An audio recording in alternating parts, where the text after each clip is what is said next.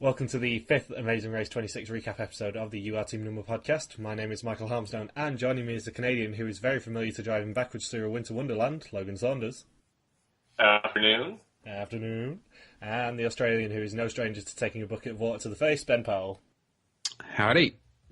You can tweet us using the hashtag YattenCast or email us at yattencast@gmail.com. So, all those years ago, teams flew to Bangkok in Thailand, and Jaylani and Jenny and Blair and Hayley fought with one another. Rochelle beat out the boys at the roadblock, and Matt and Ashley were stumped by the Metal Castle, but it was Harley and Jonathan who were eliminated after they probably didn't even get to Bangkok when all the teams had checked in. And, of course, lest we forget that Laura and Tyler did have a date night, that was perfectly interesting television. They're just friends. They're just friends. They're too competitive to focus on love, which is pretty much the underlying reason of why the dating twist doesn't exactly work. No, but at least Tyler loves fireworks. Yes, very much so.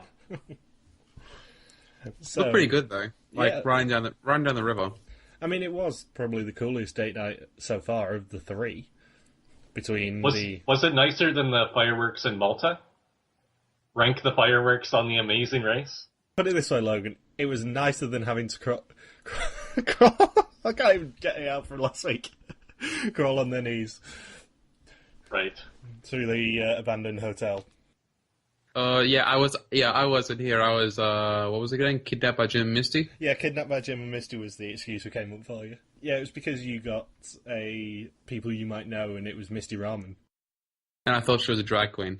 Yeah, I must apologise to all of the two people who thought that podcast last week was actually genuine, and any complaints about any of the inappropriate jokes should be directed towards Logan, because he wrote them. God damn it, Or Logan. to the inbox of Jay Fisher.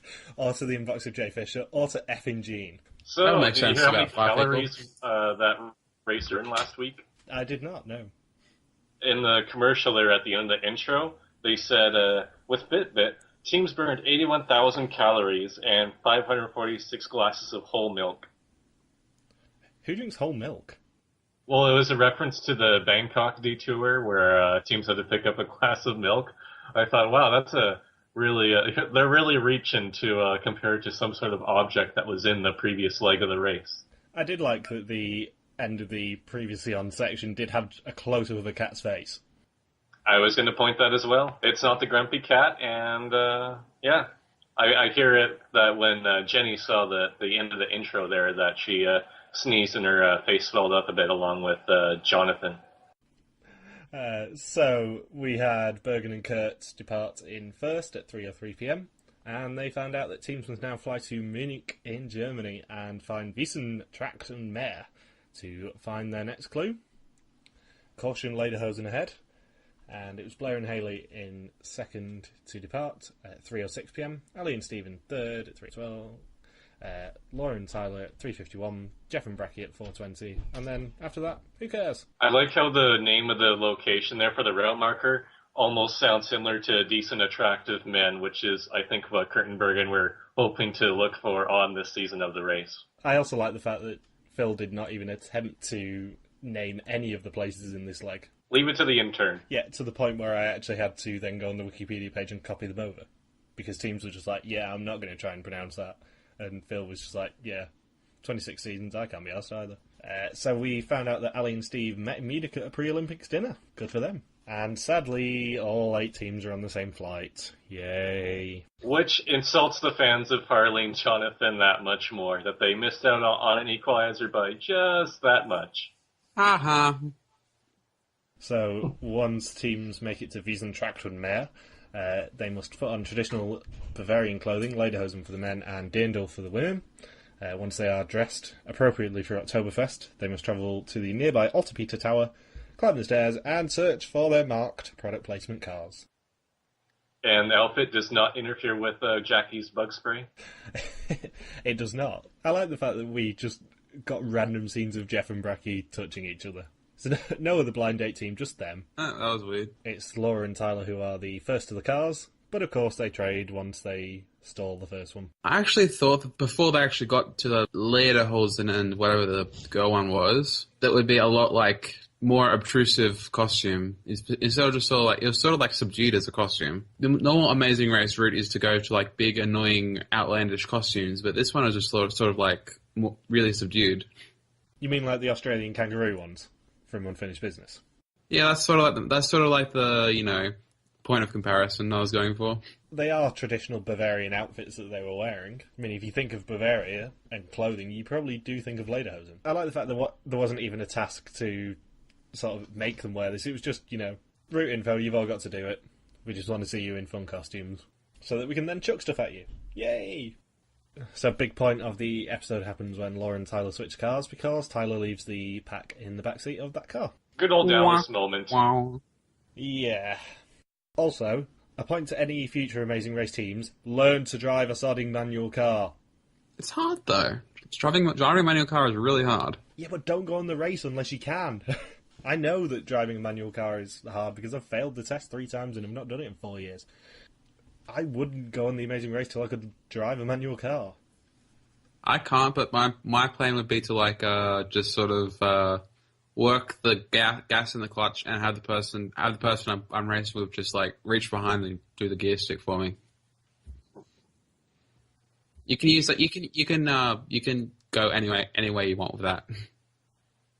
I mean, even if you don't officially have a license, as long as you know the theory of driving a manual car, of just keep the clutch in until you can find the biting point, and then keep changing gears using the clutch. As long as you know that, you're golden. But at least Mike and Rochelle didn't give up. I have a question. Fire away. What would have happened if Kurt and Bergen took Laura and Tyler's car, and then they ditched that vehicle and went into a taxi, so Laura and Tyler never get their passport back, but yet Kurt and Bergen rack up 12 hours in penalties? Are they both just screwed then? I mean, I'd assume... I did point this out on Facebook earlier. I'd assume that that Bergen and Kurt wouldn't be allowed to take the pack with them, because that's messing with other people's stuff, and teams have got penalties for that. But they just leave it in the car. They don't take it with them when they go into a taxi. It's like, what if they didn't even notice, like, oh, there's this passport in the vehicle, but Kurt and Bergen don't notice. Then they ditch the car, go into a cab, and the passport is still stuck in the car without anybody else's knowledge. I would assume Laura and Tyler would then go back to Munich and find it. But it's just, what if it's just stuck in the... It could be on any road, though, because Kurt and Bergen just ditched their car on the middle of a random road and switched over to a taxi, so it would be impossible to find the vehicle. I think Bergen and Kurt said that they only got about 2 streets away, so I don't think it'd be that difficult. Well, what if they a hilarious way to go, though. Oh, yeah. I mean, we could have had another double elimination, which would have been hilarious. Or Kurt and Bergen get an equalizer in the next leg and somehow catch up, and then Laura and Tyler just spend the rest of their lives thinking about how Kurt and Bergen just inadvertently screwed them over.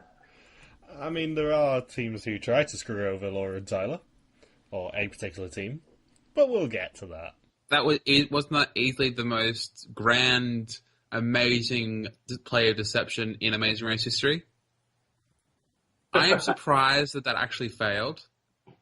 Yeah, I'm surprised it failed, but they wouldn't show it unless it comes back to bite them, I'm assuming. I think we could be seeing more of this moment. Or there was nothing else that really happened in this episode. That could be a possibility. All they needed to explain, their gigantic four placement drop. You know the selfie cams? Do they have directions on them? Because I thought they were deactivated phones that just had the camera, but... Kurt was looking at it. Yeah, Bergen and Kurt seemed to be using it as a proper GPS, despite the fact their car had one. Because they weren't allowed to use the car's GPS until after they were through the Winter Wonderland thing. So maybe the selfie cam may be an additional lifeline for the teams, and we just haven't been told about it yet. Yeah, I mean, I was under the impression that it was a deactivated phone and properly deactivated and just a camera. But evidently not. Which, is slightly against the point of the game. But whatever. Yeah. So, teams must travel to a random warehouse to drive through Winter Wonderland in reverse to see their next clue written backwards on a series of signs in their product placement cameras. Which also got its own commercial. Yeah, we got a behind this in the Western airing here. Right after all the teams completed the task and there was the commercial break, Phil Kogan said, "I'm going to give you a behind-the-scenes look at the Amazing Race," and they showed the whole construction of the task and that it took I think 300 trees and some other crap, just throwing out random numbers, sort of like with the Fitbit 81,000 calories thing. And then they went on thanking Ford for donating their wonderful vehicles and how amazing it was. And yeah, it was like a good 2-minute commercial or so. I mean, I know we have to have the Ford product placement legs because it funds the entire race, basically. But this was one of the more egregious tasks they've ever done, I think. The entire warehouse was filled with the contents of the producer's idea room for Amazing Race 24. I mean, did anyone notice the guy in the polar bear outfit, for example? Was that Ethan? No. From Amazing Race Asia 4? It was only really visible when we had Bergen and Kurt standing there talking to Mike and Rochelle at the end. But yeah, there was a guy just on his knees in a polar bear outfit. If you didn't get it, I was talking about cocaine. Yeah, I know. So once teams travel through the Winter Wonderland, they must travel to Schliersee, the phrase that they wrote down in the previous task, and find their next clue in the middle of a lake after rowing to it. We completely skipped over the Jeff and Jackie fight, didn't we? Yeah, I mean, sadly they made up, so it's probably not going to have much impact. I love that fight. So pointless, but so amazing. Yeah, it was just shouting at each other about, shouting at each other. Don't cut me off! Keep talking! Get your point across! Check your privilege. Somehow she came off she came off better than he did. I like that Jeff was so passive aggressive for the first 4.5 legs, and then so sort of quiet and mild mannered for the first 4.5 legs, and then he just has quite a good shouting voice. I love how he got angry while wearing an outfit that he claimed his grandmother would have knitted for him.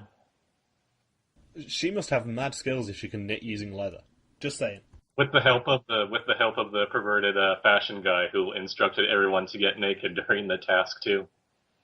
Maybe he just thought he was on a date night already. I mean, he does not get the double date night pass with Jeff and Bracky, I'm sorry. Or one of the editors who was involved with the Suki and Jinder fast forward. Maybe that's where he came from.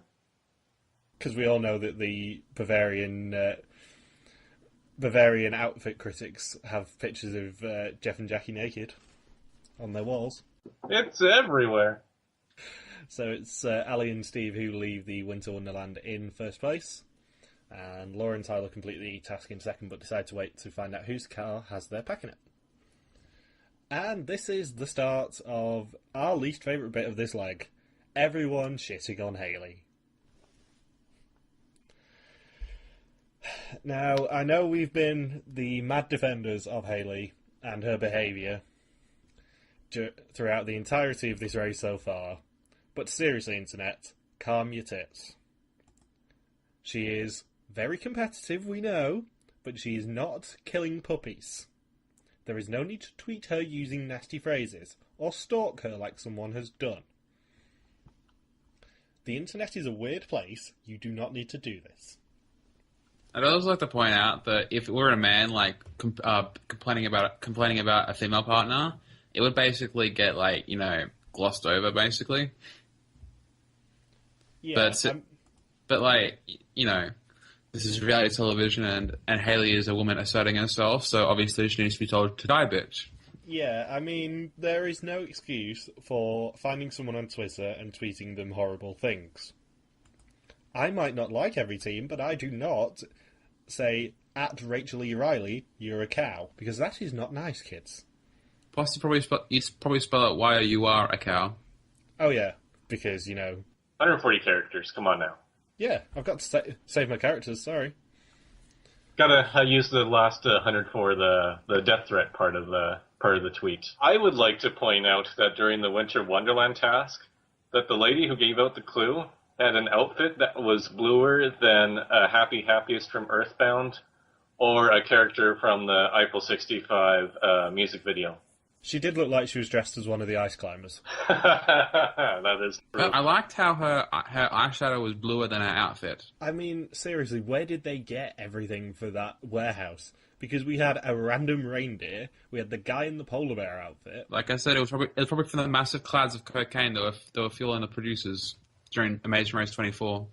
We just had a very weird selection of, what's winter themed? But at least we did not have anyone sitting on an ice chair for 10 minutes. Wintoberfest, I believe, is what that Wonderland warehouse was called. I also don't know why they were doing it inside when they filmed this in November. It probably would have been cold enough in Germany for them to just do it outside. Well, at least they weren't schmozzling. They were not schmozzling, and no one was sat on Dan Lembo style ice chair. So we also get our on-location report from Phil when Ali and Steve get to the next route marker. And they are, I believe, 20 hours ahead of the other teams at this point. And I must say, Phil was throwing mad shade. Phil was being quite sassy with them. It's like, Ali and Steve are currently in first, but not if they keep with that rowing. I believe rowing is implied to be with quotations here. Rowing. By the very flimsiest definition, that was rowing. Flailing? It was Spinning? like oolong rowing. Oolong rowing from Survivor. That's what it was. Or John Carroll and Rob the General from Survivor Marquesas. That type of rowing. I just wanted Phil to have a finger snap. Or just a, nuh-uh. The show would be cancelled if Phil were to do a finger snap, I think. But the viewers would not know how to react to that. Yeah, that's at the point where you take the show out behind the shed and give it the old yellow treatment. I just want a banner for one of our podcasts where Phil is Z-snapping. That is all. I just want Phil's sass face. You want the show to die, Michael? No. I want certain shows to die, but not this one. They do need to, wise up and not do blind dating twists, though, again, ever. Well, so far it's worked out better than we thought it would. Yeah, but it's still not great. I mean, I wouldn't necessarily mind it if they did everyone be a blind date team, but half and half, meh. I mean, it's no Survivor fans versus favourites in terms of a whitewash, but it's not going the way that I think they'd hoped it had in terms of permanent love connections, because that's only Jeff and Bracky. You really thought, though, how many teams did you think would actually find a love connection? Oh, absolutely zero. Actually, no. I did think Jeff and Bracky probably would have connected because they do seem quite similar in terms of personality, but they are the only blind date couple who I think they actually genuinely tried to make a love connection for. Then they passively-aggressively fought about passively-aggressively fighting each other. It was the best thing for them to fight about ever. Meanwhile, Laura and Tara are too boring. Bergen and Kurt are too gone. Haley and Blair are too polarizing, I guess. And Lawyers. Oh, yeah, them. They're good too.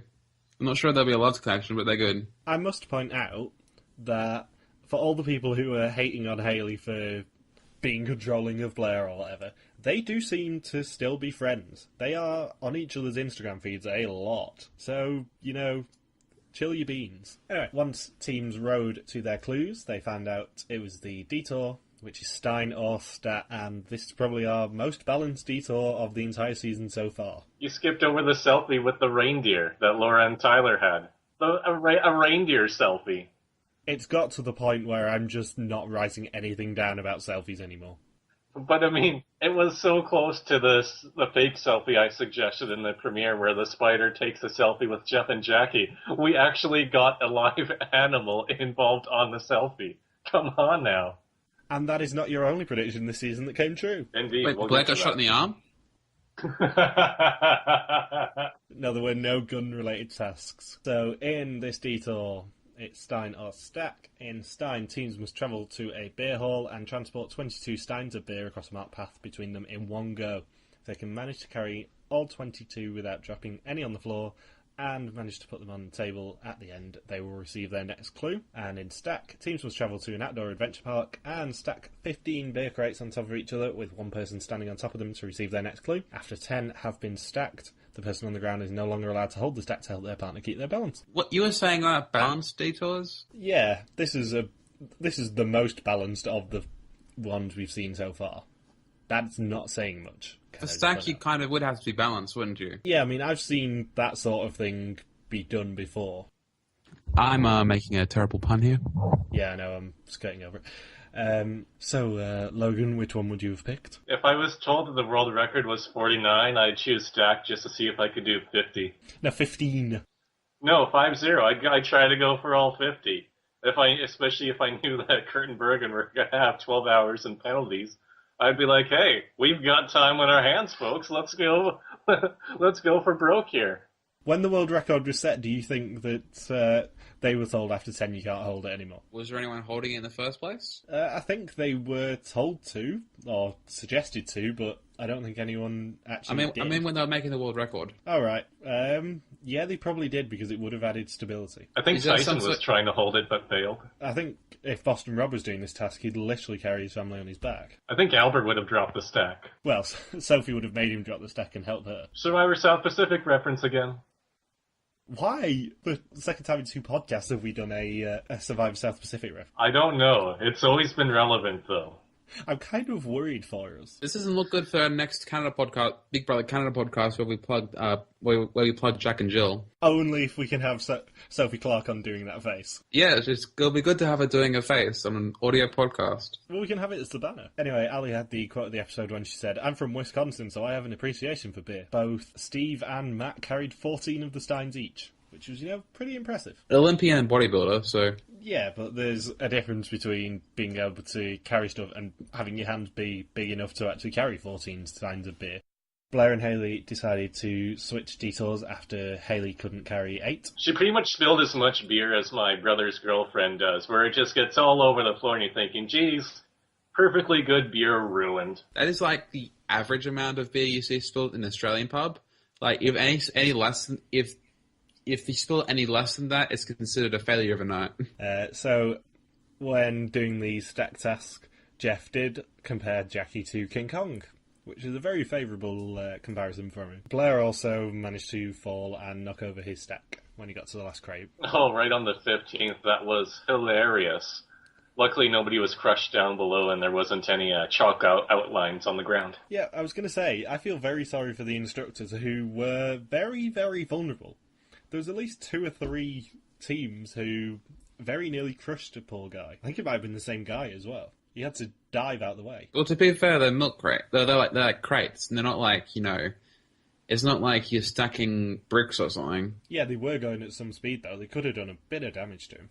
Maybe like a bump, or maybe like a bit of abrasion, but I don't think really any damage, unless like a corner hit him. I'm surprised that Jelani did not choose Stein, because as soon as he entered Germany, all he wanted to do was drink some beers. So, bit curious decision on his part there. Jenny probably shot him down. Possibly. You wouldn't get to drink the beers in Stein, would you? If you're Gus from Amazing Race 6, you'd find a way. They had a similar task where they had to transport beers to exchange it for coasters with people inside of a pub, and Gus just guzzled down some of the beer whenever he had the chance. I would be very surprised if at least one team did not, or one racer did not drink one of the beers. Or just siphon it off the ground when Haley spilled some. You can do that as well. Yeah, maybe an unaired scene was just Blair trying to lick the floor. Guys, I really need beer to deal with Hayley. RX for alcoholism? Mike and Michelle are the lucky people who find the date night card in their detour clue, and they seem completely nonplussed about it. I completely missed that in the episode. I wrote down 2 pages of notes, double-sided, and did not even notice while watching it that Mike and Rochelle got date night. Yeah, they were just like, oh, is that a date night card? Cool, whatever. Do we even know what they're doing for date night? Other than, was it just the observatory thing like we were told about before the season even started? Yeah, I mean, there's only one leg in Germany, and we know that there is a date night at the Bavarian Public Observatory, so I'm assuming it's that one. And that is the one that I put on the Wikipedia page. Considering how long the day was so far, I probably would just like, that's probably the appropriate reaction. Because how long did it take them to get... I think it was already getting to be dark by the time they got to the... I mean, consider that it's European winter, or European late autumn, early winter, so it probably would have been about 4:30, 5 o'clock that it went dark in Germany. So it was still light when they got the detour clue. It was getting dark when they were climbing the stack. It was still like a considerable distance from the teams that arrived before them, so I don't think like a date night was on their mind when they got the clue. So once teams complete their respective detour, they must now travel to the genuine location from last week's fake podcast, the Marcus Wassmeyer Museum, and search atop a hill for their next clue. Is this where Is this where Blair gets shot in the arm? Yes, this was the location that we claimed that Blair got shot in the arm on. Yay! So it's Ali and Steve who leave the detour, Stein in first, Matt and Ashley in second, and then Jeff and Bracky, Laura and Tyler, Blair and Hayley, Jaylani and Jenny, and Mike and Michelle, all leaving stack in third through seventh. And we finally get to the roadblock, which is everyone's favourite clue. Who wants to woo? Oh, who wants to woo? Probably my favorite roadblock hint of all time. I wonder if Alan Wu was watching from home and thinking, hey, I am still relevant in the eyes of Western Amazing Race viewers. I promise you that if we do get an interview with Alan Wu, I will ask about this roadblock hint. Yeah, Wu is such an uncommon last name in Singapore or wherever they come from. Where are they flocking from? Nobody really has Wu as a last name, especially not people of an Asian persuasion. On this season. Technically, 100% of the racers who are Asian on this season have Wu as their last name. And on the Amazing Race 17. Kat's last name was Wu? Dang it, I thought of that and was hoping I would not be proven wrong. I was hoping that everyone would just let me be delusional that I was fully 100% right about this. But no, Ben had to spoil it. Wrong. Okay, Charlie Murphy. On the subject of Amazing Race 17, how far into your into episode 5 are you? Halfway through. It's been a slow go with work lately, but it's getting there. I've gotten to the Scooby-Doo part of the episode, which is my personal favorite part. Are you enjoying the episode? Is that where Nat and Kat get to eat his body for a fast forward? No, it's after that. It's when Nick and Vicky show up at the fast forward. That's what I have as the Scooby-Doo mystery. Are you loving Nick and Vicky as much as you should, Logan, then? I believe so, yes. They are the king and queen of unintentional ROC, I think. At least until the second last leg. I mean, they are the only team to actually actively avoid a speed bump when they've been assigned one. Speaking of unintentional hilarity, we have Jenny Wu doing the Wu roadblock. Yeah, it's Ali, Ashley, Jackie, Jenny, Laura, Blair, and Mike doing the roadblock. And in this roadblock, one team member must yodel a German song in tune, serenading their partner whilst climbing a ladder to receive their next clue. If they failed, they received a bucket of water to the face. I have a question. Where was Travis from the Amazing Race 23 to teach teams how to sing a song in German? Probably the same place as Tim and or Danny, whichever one it was that did the roadblock. It was Danny, I think.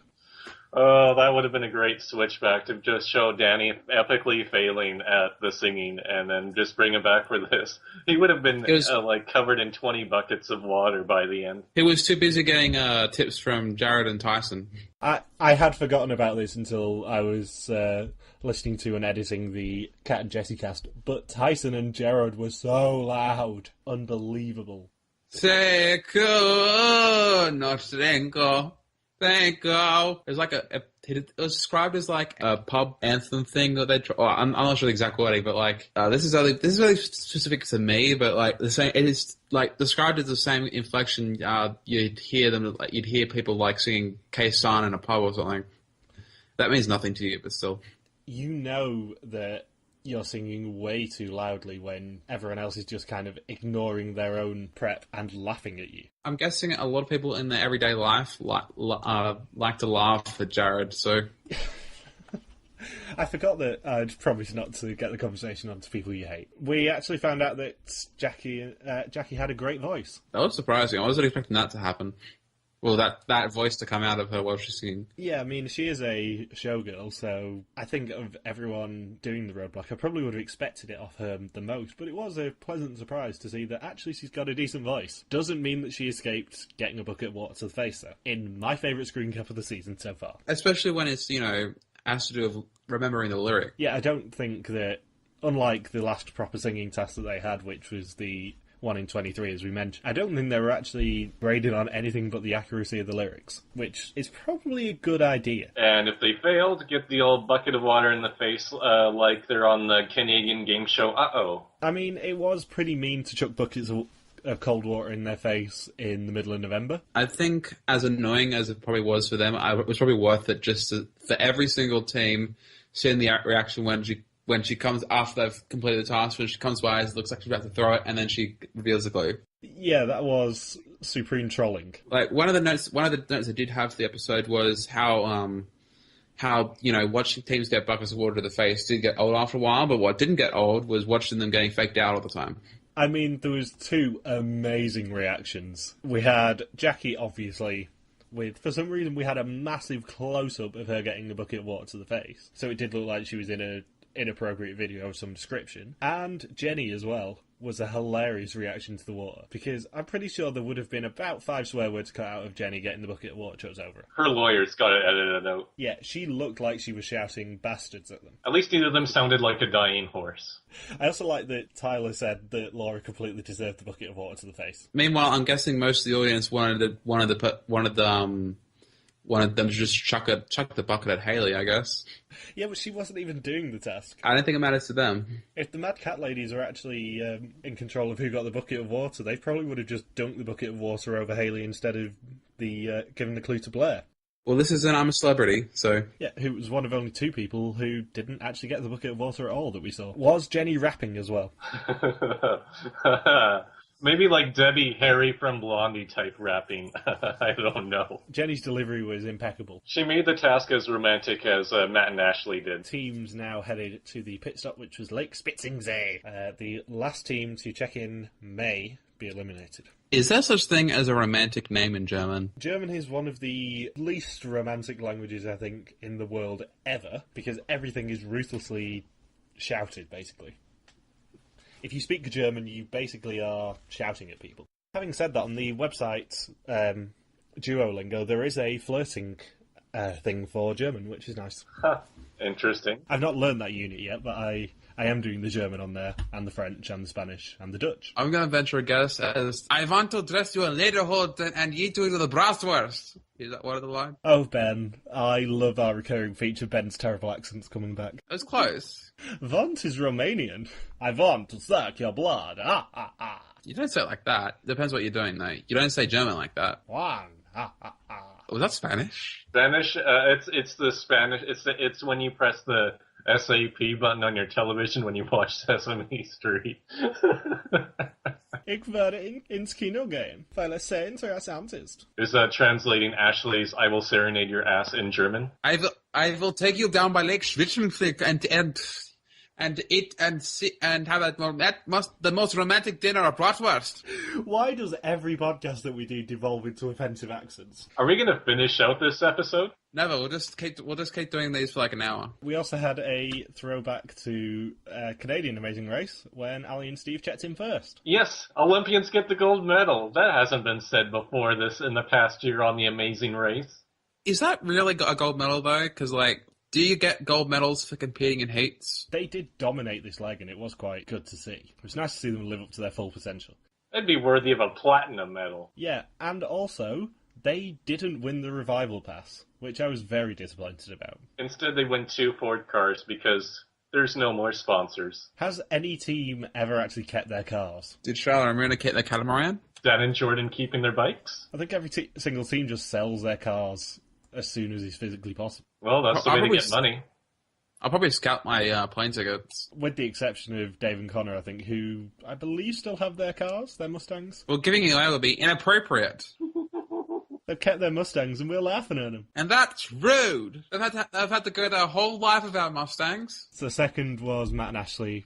Third was Jeff and Bracky. Fourth was Jaylani and Jenny. Fifth was Blair and Haley. Sixth was Laura and Tyler. Seventh was Mike and Rochelle. And in eighth and last place was Bergen and Kurt. Apparently they're still in this leg. And apparently Blair likes to quote soft sell at the pit stop. We're saying that, where Haley said she felt like, was it Haley or Blair that said they felt like a blade of grass, and then Blair cuts in with that he just wants to get away. I thought he was going to queue up some sort of single for him, but it didn't. It's going to take him a lot to get him away from you. I mean, I'm guessing it's not something that 100 men or more could never do. And Matt and Ashley really had a touching speech about how you just can't teach love on The Amazing Race. But you can force it for drama. Yes, you can. Yes, you can. You can force it for drama and ratings and have an entire season concept around it. You can also have the entire season concept around that tingling feeling. Yeah, yes, that's how you introduce a season like that, is asking if they have a tingling feeling. Thank you, Phil Logan. Yeah, listen, do not remind me that Tingle is probably going to win the Smash ballot by a mile. I loved Laura's singing, by the way, at the roadblock. At one point, it sounded like she was doing a German version of a Chipmunk song. Chipmunk? Hey! I was waiting for her to be asking for a hula hoop, or however it's translated into German. Ein hula hoop. I don't actually know what the German for hula hoop is. But yes, anybody who saw Laura singing should listen back to it, because it just perfectly reminded me of that one Chipmunk song. Hey, Chipmunk ho. Anyway, next time. What, we're not going to talk about Curtin Bergen's elimination? I thought we basically already had. No, we didn't at all. You just glossed over it. Is that the first time anybody has quit the race over driving a stick in the 35 seasons or so of seasons that we've all seen? To be fair, not many teams have actually quit the race generally, unless they seriously are injured. That is true. Even Meredith and Maria stuck it out with the stick shift more than Curtin Bergen did here. The people's champions, Meredith and Maria. Yes. Lucy and Amelia were stranded on train tracks, so they still completed the race. Lucy and Amelia got arrested in Dubai. Spoilers. Do you not remember that? Do you not remember that perfect to be continued though, where they stole over the train lines as implied a train's coming? Shana and Jennifer had that as well. Oh yes, from Amazing Race 12, right in the middle of Lithuania, right? Is when they were stuck. Yeah, and but that wasn't like the cliffhanger of an episode leading into the next episode. Like an old western, with a woman tied to the tracks, and you have to tune in next time to see if she's just going to be run over. That actually perfectly describes it. And it was a to be continued leg as well, so... I honestly cannot wait for Logan to get to Amazing Race Australia 2 so that we can just fanboy about it. It must sound great from how we've been describing it. I'm getting there. But yeah, with Kurt and Bergen, why did they quit? Because Kurt didn't need the money and wanted a love connection, and Bergen did need the money and didn't particularly want the love connection after leg one, I think. It just amazed me that they finished first in the previous leg, and I know at the start of the season I kept saying, oh, Kurt's life experience will disrupt him from being competitive in the race, and he won't do in the second half, but he just finished first in a leg in a climate that's pretty harsh in Thailand there, and then you get to a much more bearable climate in Germany, and this is the first self-drive leg round of the season that they had, right? Yeah. First self-drive leg round, I didn't expect that something as little as that would be just enough for Kurt to throw in the towel. And correct me if I'm wrong on this, but I think they were 90 minutes ahead of Mike and Rochelle at the Winter Wonderland tasks. I think Kurt and Bergen still had 30 minutes left on their penalty when Mike and Rochelle showed up, so they had quite the sizable lead over who was behind that. They had plenty of time to try and figure out the stick shift there. It wasn't like they were trailing and being like, oh, we're just going to throw in the towel and save us the embarrassment like other teams have done in the past in other situations. But here, they had a sizable advantage over a lot of the other teams and just packed it in. Did they know that, though? Well, they would have been at the tower and would have seen teams behind them. I know we're pretty pro-Bergen generally because of how nice he's been to us on Twitter. And the fact he's going to be listening to this, I think. So I'm pretty sure he's listened to us every week, if I'm not mistaken. So this is not going to be the most comfortable conversation for us to have on this podcast. No, but he did get royally screwed. Oh, no doubt about it. Like, if you've been around somebody who just wants to quit, it can be very frustrating and drag on you very quickly. Pretty much anybody who would have been partnered with Flo other than Zach would have responded the same way as Bergen did in this situation. Or Danielle. Or yes, Eric and Zach are the all-stars at putting up with racers who want to quit repeatedly. I mean, I suspect that this wasn't the first time that Kurt was like, fuck it, I'm quitting. I think he probably did it every leg, and Bergen was just like, I cannot deal with this anymore. Do what you want. I don't care anymore. But Michael, what if you thought the race around the world was supposed to be fun? Bergen did think that the Amazing Race was supposed to be good and fun. I felt for him in this episode. I mean, it was pretty obvious. And it was so much more painful to see him go from wasting all their money on taxi and then being forced to take public transit. Because as soon as you go on public transit on a self-drive leg, when you know you've already got 6 or 8 hours worth of penalties waiting for you, you know that you are going to be more than half a day behind, more than 12 hours behind probably, even if it is a non-elimination leg, and that really you're just having a Jamie Newton Survivor Guatemala moment here, and you're just trying to finish her out. It was no minecart going down the hill, but yeah, I felt quite bad for Bergen. The edit was not kind to them, was it? No. Like, especially at the end where it was like, at least some people get like, at least, Harley and Jonathan last week, they got like those romantic words with each other. The first two teams did as well, but this like was yeah, we hate each other. He sucks. I hate him. and then there was yet at the end where they like walk out of the train station and go in different directions. Also, did we not say that Bergen and Kurt would be the first blind team out? Oh, we said that too, didn't we? We did. So that's another tick for our predictions. Did we predict they'd win a leg? Well, I don't think we predicted they'd win a leg. I think we said they'd be sort of first two out, but we'll gloss over that. I think you guys said that they might make it to like 7th or 6th in addition to that, because I thought they'd be out earlier, and then you guys were disagreeing with me. Yeah, I mean, I know we definitely said that they would be the first blind date team out. I know that I said that CJ and Libby would be probably first out, if not second out. Ding! And of course, you had a very good prediction about Bergen and Kurt yourself, Logan. So this race was just too big for Kurt, and he didn't know what he was getting himself into with it being on this race. Which is too bad, because I think he's going to get more criticism for this, for being on the show and what happened in this episode than he was probably anticipating. I mean, I feel sorry for Bergen purely because, I mean, he's got no chance of ever coming back to an Amazing Race, purely because his partner quit, and it just sucks for him, because he did actually want it. And I'm pretty sure he said he was a fan anyway beforehand. So it double sucks. I'm pretty sure he's a fan if he's listening to our podcast that gets about 100 views per week. Yeah. Anyway, we love you, Bergen. Love you, babe. I like you as a friend, Bergen. In summary, we mildly tolerate you. Or if this is a finished podcast, we'd have that word that means I despise you slightly less than other people. You are not our most hated team of the season. You know what's going to be awkward is Elimination Station with Kurt and Bergen for the next few weeks.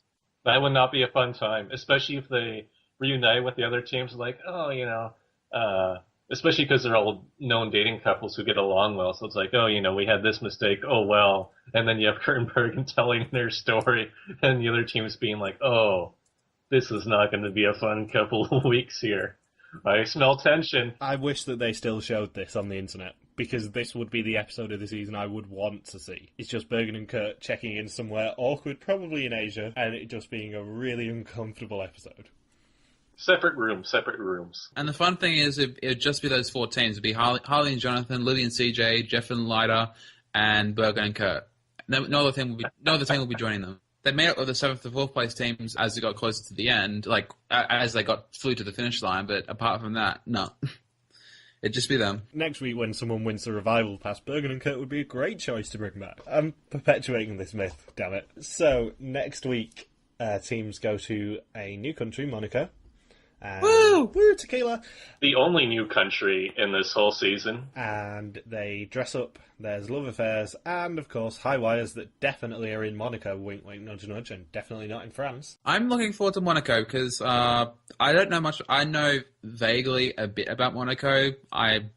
Is it a spy-related country, the spy stuff in Monaco? Yeah, a little bit. And also, it is super expensive. Super rich place. It's like only the rich people can get by in Monaco. It confuses me when I see that they keep having legs in Switzerland, because Switzerland is a really expensive country as well. But I think Monaco is probably going to be the most expensive country they've ever been to, hence why they are not staying there for the entire leg. You have $5,000 for this leg of the race? Why would I need this? That's 10 times more than even traveling through the Russia legs in the past. Yeah, it's a super expensive place. There's no taxes there, if I'm not mistaken. Oh yeah, the Monaco Grand Prix, though, isn't it? Yeah, it's a principality. It's basically like white people's Dubai. Yeah, pretty much. I suspect that it's going to be train travel to Monaco as well, so it won't be a self-drive leg either. Yep, Grand Prix and a $1 million poker tournament takes place there, so yeah, you can pretty much tell that they're going to be stuck with public transportation to try and save on costs. So we have $1 million poker tournament, so our team's going to be dealing with Hall Pit Vipers. We're not going to discuss that particular Amazing Race team on this podcast. So, any other thoughts for this week? I'm liking the way the season's progressing so far. It could have been worse, but it's not terrible. Who do we think is going to get eliminated next week? I think the non-elimination is going to be in Namibia, which is after France and Monaco. I'm actually thinking it might be Mike and Rochelle. I mean, I agree that we are pretty much guaranteed a non-elimination leg because the way that the season is airing, it's pretty much guaranteed Namibia 1 is going to be a non-elimination. Actually, not Mike and Rochelle. I just realised they have a bit of a story, and they're also seeing one of the previews. Yeah, I think they're making Final Four. I'm thinking that it will be either be Ali and Steve, because I think they don't really have that much content yet left. Actually, they've given, for how boring they've actually been given a lot of side story with the Olympics and meeting each other, and Ali being involved in Nagano Olympics there. So I think they'll actually be, I'm thinking they might have a little bit of a winner's edge. It's just that it's not a very exciting one. I don't think there'll be much like story content of them in Namibia. Like, I remember that time in the Winter Olympics in Africa. Is that like Ron from the Amazing Race 7 just relaying everything to that time in Iraq band camp? On that note, by this time last season, we had picked out a correct winner's edit. Are we picking up on any vibes? Because I have a suspicion that will either be completely true and cement our reputation with Reddit, or be completely wrong. And I'm going to throw in that our next winners are going to be Mike and Rochelle. I'm going to throw in that I think Mike and Rochelle are our winners, purely because they have been getting a lot of story compared to their actual amount of screen time. I think they'll make it pretty comparatively far, but I don't think they'll win, because the story with the Rochelle's however-year-old son has been like rehashed to hell. I think all 3 times she's mentioned it was from the same confessional. I think that Blair and Haley have a strong edit so far. I would love Blair and Haley to be our winners. Can you imagine the response of the Mad Cat ladies? Oh, it'd be awesome. It'd be so much fun. I will be amazed if Matt and Ashley aren't the next ones out, because they've gotten a really small edit, other than Matt saying certain statements over and over repeatedly. If it's an elimination like next week, I think that A-Team will be screwed by taxis rather than anything they do, because it's going to be a comparatively long distance for a leg if they're switching between Monaco and France, compared to how long some of the legs have been recently. Can you drive from Monaco to France? Yeah, you can drive there, but they won't. They'll be getting the taxi or maybe the train. So yeah, I think we are about done for this week. So, thank you very much for joining us. We'll be back for more Amazing Race next week.